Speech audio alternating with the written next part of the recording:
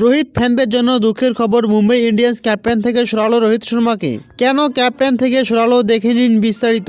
মুম্বাই ইন্ডিয়ান্সের নতুন ক্যাপ্টেন বানা হলো হার্দিক পান্ডিয়াকে। মুম্বাই ইন্ডিয়ান্সকে 1 নয় 2 নয় 5 বার চ্যাম্পিয়ন করা ক্যাপ্টেনকে হাঁটালো ক্যাপ্টেন্সি থেকে। রোহিত ফ্যানদের জন্য এর থেকে বেশি বড় দুঃখের খবর হতে পারে না। যেই রোহিত শর্মা মুম্বাই ইন্ডিয়ান্সকে 5 বার চ্যাম্পিয়ন করেছে, সেই রোহিত শর্মা হার্দিক পান্ডিয়ার নেতৃত্বে খেলবে, এটি মানার মতো কথা না।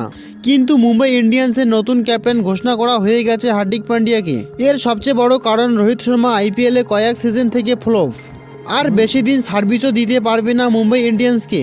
হার্দিক পান্ডিয়া 4 থেকে 5 বছর সার্ভিসিং দিতে পারবে মুম্বাই ইন্ডিয়ান্সকে। এর জন্য নতুন ক্যাপ্টেন ঘোষণা করা হয়েছে হার্দিক পান্ডিয়াকে। কিন্তু এই ব্যাপারটি চমকে দিয়েছে রোহিত ফ্যানদের। আইপিএলের একজন সবচেয়ে সফল ক্যাপ্টেন, যার হাত ধরে মুম্বাই ইন্ডিয়ান্স ট্রফি ওঠা শুরু করেছে, তাকে ক্যাপ্টেন্সি থেকে সরিয়ে দিয়েছে। সে খেলবে একজন জুনিয়র প্লেয়ার হার্দিক পান্ডিয়ার নেতৃত্বে।